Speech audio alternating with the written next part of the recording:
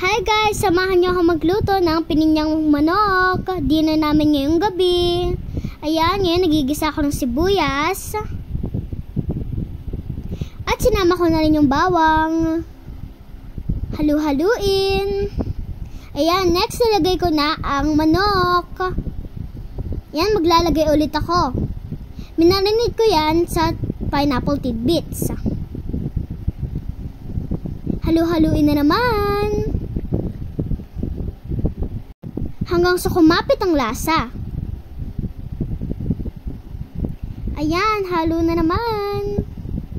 Para kumapit yung lasa ng sibuyas, bawang at pineapple.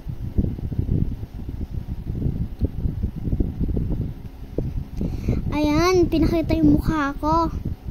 Halo-halo pa rin. Ayan, ngayon nilagay ko na yung hotdog. At of course, makahalo na naman. Hanggang sa kumulo at maluto.